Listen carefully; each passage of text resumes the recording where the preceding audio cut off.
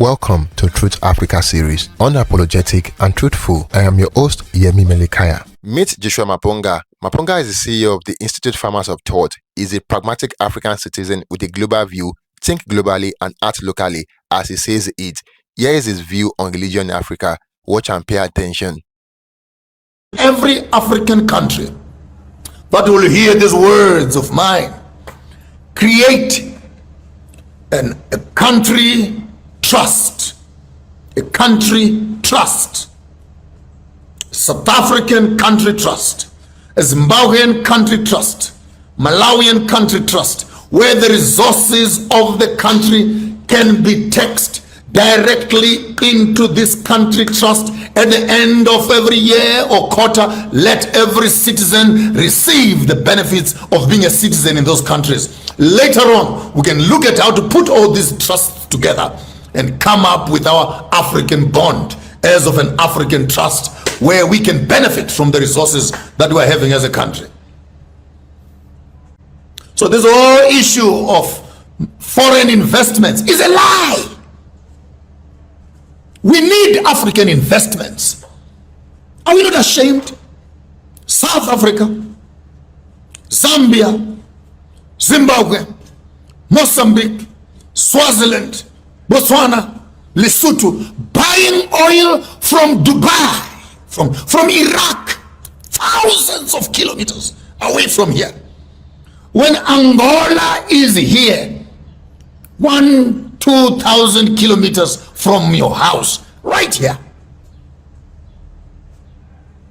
It must be a shame that our governments, they shake hands and take pictures at United Nations, but immediately they turn their backs away from each other. They hate each other because of the quality of information the colonialists have told them. You president, don't trust this one. You president, don't trust this one. Hey, Thabo Mbeki, watch over Mugabe. Hey, Mandela, watch over this. You Kaunda, watch over Samora Machel, watch over this one. And these presidents are just walking up there, greeting each other like they like each other, when in actual fact they are being put in there as stooges of watching and observing each other. In some certain countries, even setting up military bases in surrounding countries so that they can manage the other countries that seem to be getting independent. We can see the agenda. We can see the agenda. And after that, you put visa requirements that we can come to your country.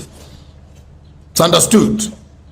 We understand who is running the agenda. So yes, mining directly was involved in the migration patterns of the Southern Africa. And that mining outfit, to date, it is one of the biggest leakages and theft of Zimbabwean money into South African banks.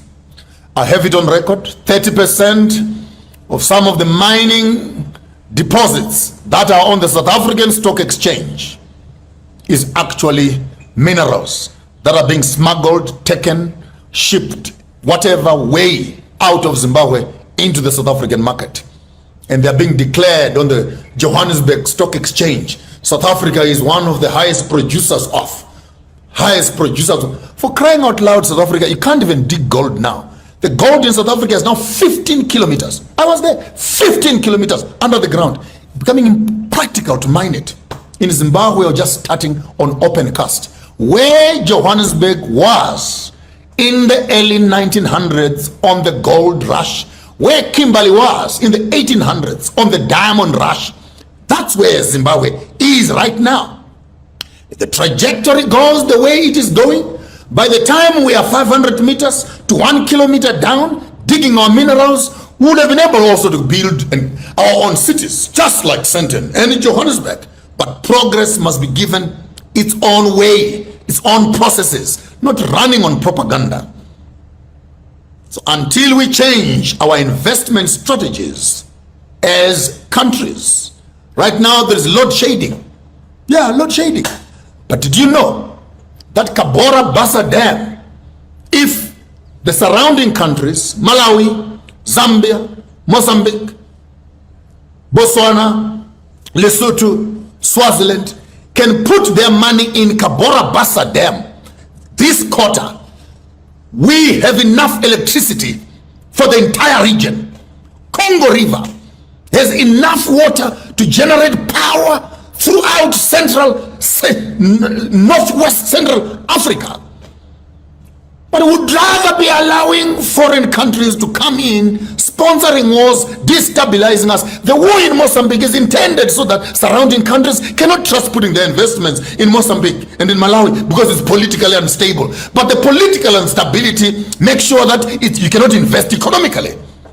Read through the thin lines and read between the lines. You see the devil waiting for you right there.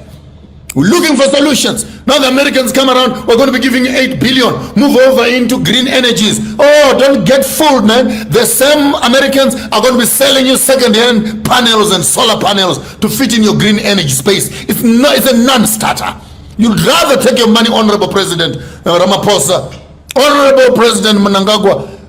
Meet up together quickly, gentlemen. Presidents, meet up together quickly. Have an envoy, private jets, shoot into Congo. Go and look at that stone that was found that has electricity. Solutions are right there, right there. Sit around for a conference in Kaborabasa. Sit around for a conference in Congo. Clear up the issue of power once and for all. And once power is available, imagine. A bag of cement right now that is costing about $15 to $20 would drop to about 90 cents. When cement is at 90 cents, imagine infrastructure development, tarred roads, houses, and buildings, because the building materials become cheaper. It's a chain of reactions that must be understood. The unlocking of power unlocks multitudes of other industries. I was sad yesterday to be walking around Africa and South Africa, and I see lots of shops that are closing down. You ask why? COVID came, and then after COVID, just when they thought they were coming out, and boom, load shedding. And other companies can say they can't afford anymore. They've just closed their doors. Goodbye to the economy. And with those companies closed one by one, how many of those people are losing their jobs? If this trend continues, as I saw on the news, that load shedding is now going to continue for the next 3 years. Now, put it in your head. How many companies are going to close in 3 years? Now, unemployment rate is sitting at more than 40%, and you are closing down companies, and you are closing down electricity. You are going to be employing new methods of green energy, being lied to by Americans. Honorable Ramaphosa, did you agree to that? Did you agree to that? Said that you fly so far to look for solutions, and you leave solutions at the doorsteps of your own neighboring countries. With those few words, many words today, with those few words, I say Harambe, Africa. A luta continua towards the United Kingdoms of Africa. A luta continua towards a common African economic hub. A luta continua towards a borderless Africa. A luta continua towards economic meltdown and educational system amalgamation. A luta continua towards an Africa that can own its history and celebrate its own history. And until we meet again, live with your host, Maponga J. Think on these things. Mining and its effect on migration.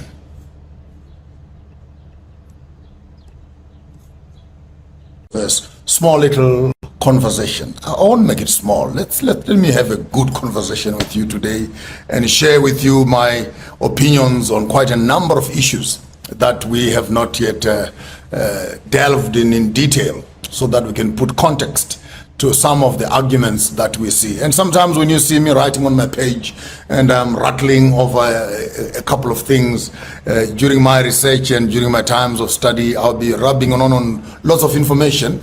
And while I'm processing it also, I'll be sharing the information with you. And I think I like what Magawa is saying, Amando, vibranium, right in Congo. The mineral that has just been discovered. I don't know the name yet. I've not done my research yet, but apparently there is some stones that store electricity, And this young man is just actually discovered. Yeah, that man needs to be given a title better than David Livingstone and Cecil John Rhodes. He has discovered a stone that stores electricity. And for all these years, these guys were saying they know everything in the world. They know how to make electricity out of water, solar, and what and what. Hey, meanwhile, there's nothing tricky about electricity. It is a raw material found in the ground, as it is also found in the skies, that is on the lightning, as it is also found in the oceans and in the waters. There are fish there that actually have electricity, and they capture their prey using electricity. And even the human body itself, it is an electromagnetic field on its own. So I think maybe let me do more research on vibranium, if we call it vibranium, and we will come back to have a conversation around that issue. For today, I want us to discuss this subject that has messed up my head. You know, the more you read, the more you understand the magnitude of the capture that we are facing as Africans, the more angry sometimes you become. And I've seen other people saying, you are angry, old man, you must heal, you must heal. I can't heal while the knife is still on my side. I can't heal when the land has not yet been returned to me. I can't heal until I am back at a place where I can heal. How can I heal when I'm constantly surrounded by the trauma that brought me to the dysfunction which you now find me in? Therefore, it is quite obnoxious.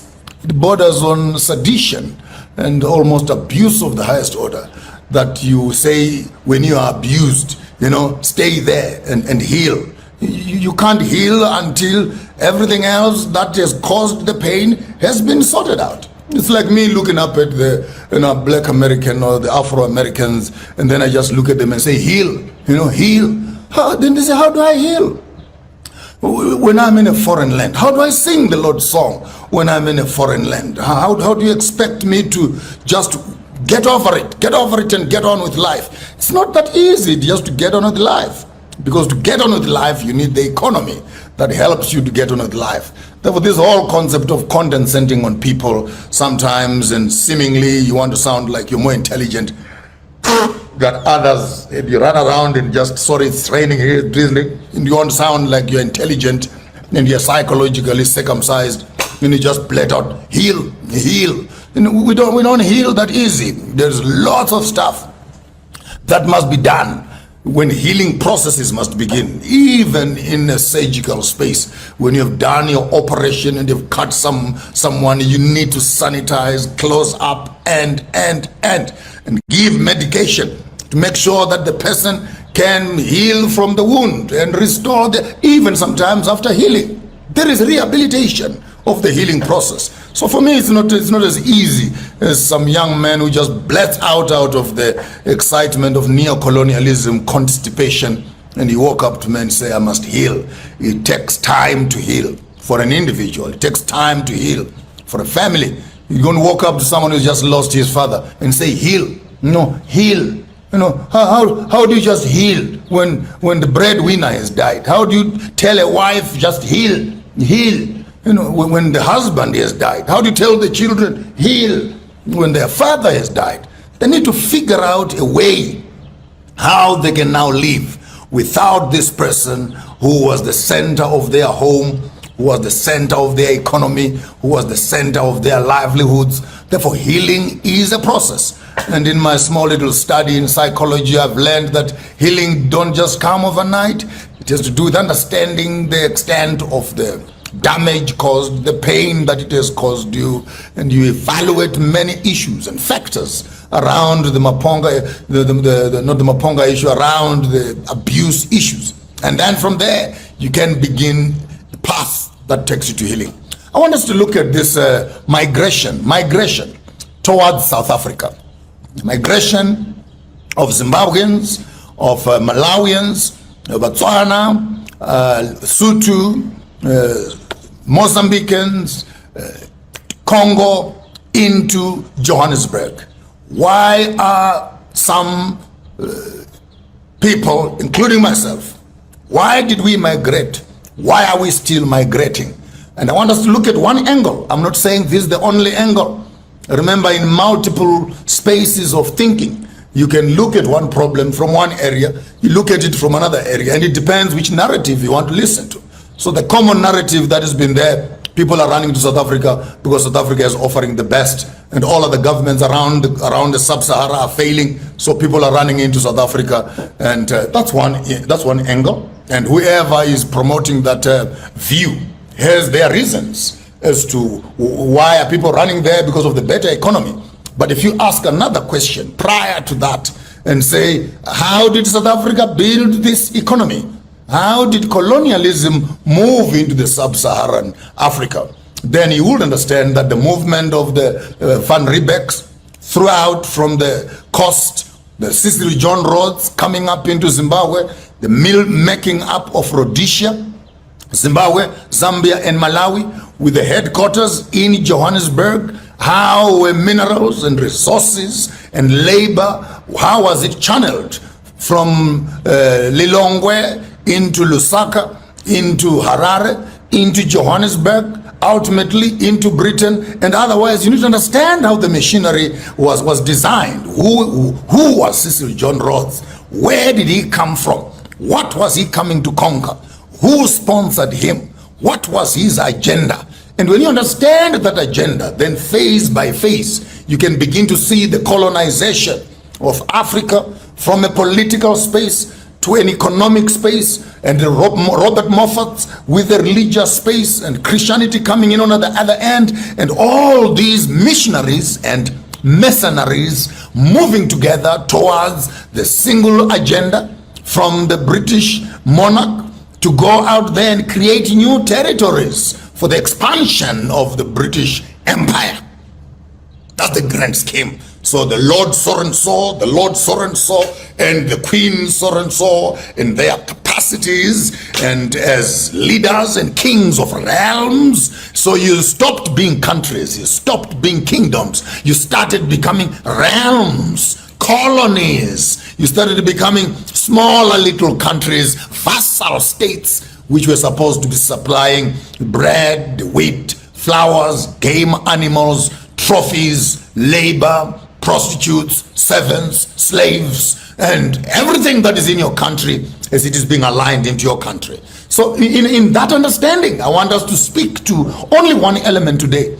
Not agriculture, I'll pack on agriculture a little bit. Not tourism, I'll pack on tourism a little bit. Not on medical tourism, I'll pack that a little bit. Spiritual tourism also is causing a lot of migration. I'll pack on that a little bit. I just want us to look at one small little element, and that is on mining and immigration. Mining and immigration. How has mining directly affected the movement of the Africans from Malawi into South Africa, including all the other countries that are between, Zambia, Zimbabwe, and of course you heard the famous song being sung by Hugh Masekela, my late brother, Stimela, Stimela, Hambana Malake, Kuchu, Kuchu, Kuchu, Kuchu, Stimela, Stimela, and they're taking up all the Africans from the southern hinterlands, driving them into the mines of Johannesburg, to work in the belly of the earth, looking for that mighty evasive shining stone with a shuttle, with a humble, with a shovel, with a what? Kuchu.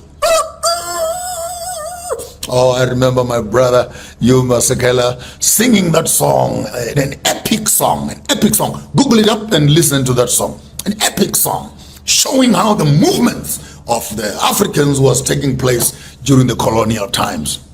You'd find in South Africa, the Makuras are there, the Masekelas are there, the Piris are there, the Shabangus, the Shabalalas are there, the Ngubes are there, all the surnames that you'd find in the north actually find right down into the South African mines.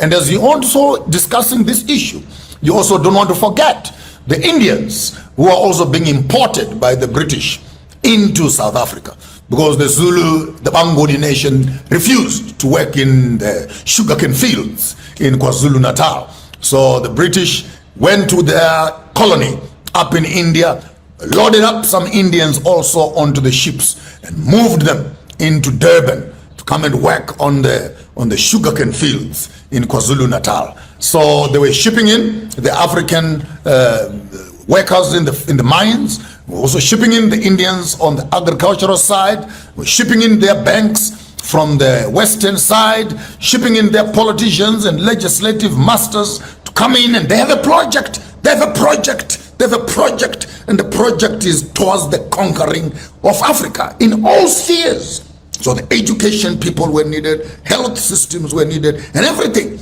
But at the center of this big rush was one of them, the gold rush in Johannesburg and the diamond rush that was in Kimberley. Two key areas that you need to focus at, especially when you begin to look at the importing of labor, cheap labor, into the mines of South Africa. So mining started off, the Lebanon mines in Constantia, Lower Johannesburg, City Deep, right in the heart of Johannesburg. Next time you're driving around Johannesburg, all those piles of sand that you see and soil that you see there, they used to be the old mines, right into Springs area, and all that entire area was now being converted into a minefield. And then men were removed from their homes to come and sit in these mines as laborers, sometimes for 6 months, sometimes for 1 year, sometimes for 2 years. Imagine you must leave Johannesburg to go back to Malawi to take a small little meager salary and drop it there and come back. And immigration rules were not friendly also. So in the midst of all that, once you are inside, coming out was difficult. So in many times and often, these miners would begin new homes in Johannesburg, get married there, or live in hostels. Brothels were created to look after the men that were far away from their homes. So the whole concept of prostitution and etc. must also be understood in the context and the anger of the boy child, the girl child, who now grows up without their parents. Where is your mommy? Mommy is here. Where is daddy? Daddy has gone to the mines. When did he go? My own grandfather went into the mines. Yes, we don't even know where he disappeared to in South Africa, there on my mother's side.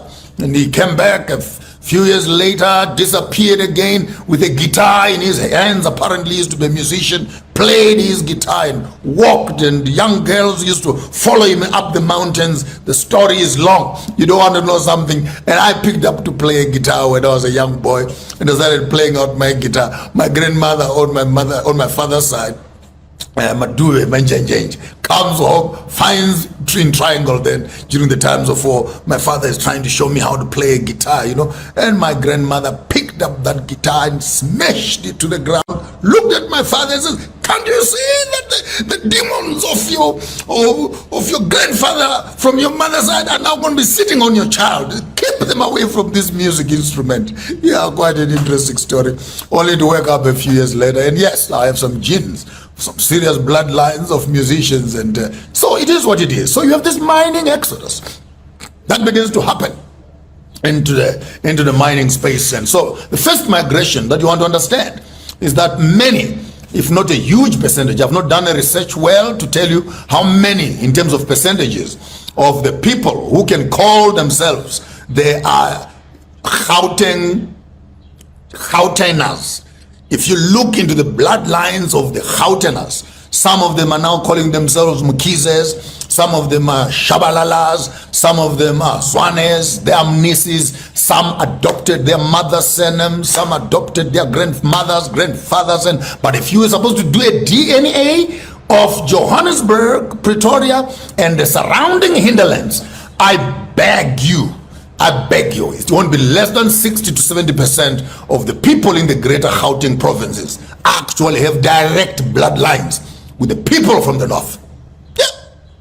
Dorothy Masuka, as you call her, fully fledged Zimbabwean lady, and I'm just mentioning but a few. So it's nothing funny for us to look at the borders that are being re-established in 1994 during liberation, to say now countries are here. You need to understand the people that are there, that their roots and their connectivity to other tribes across the southern Africa is just deeper than you can ever imagine. In fact, out of ignorance, some of the South Africans who think that they are fully South African, me I'm South African, me I'm South African, you may want to go back and find out from your DNA. Go back and ask your grandmother who was the father of your own father. You'll be shocked to discover that if you call me a kwere, you are equally a kwere, just like I am. So there's nothing funny about us looking at each other with funny eyes.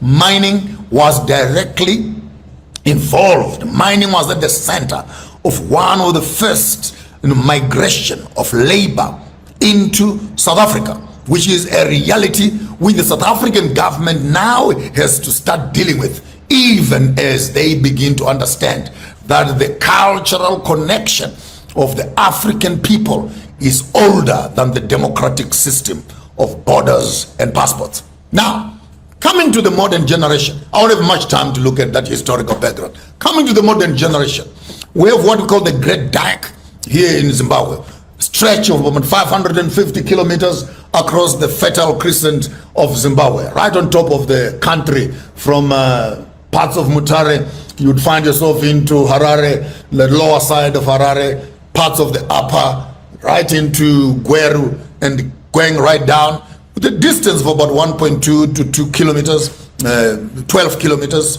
in diameter. It is believed that on this great ridge here, minerals burst out of the ground through the volcanic eruption. That's what geography says.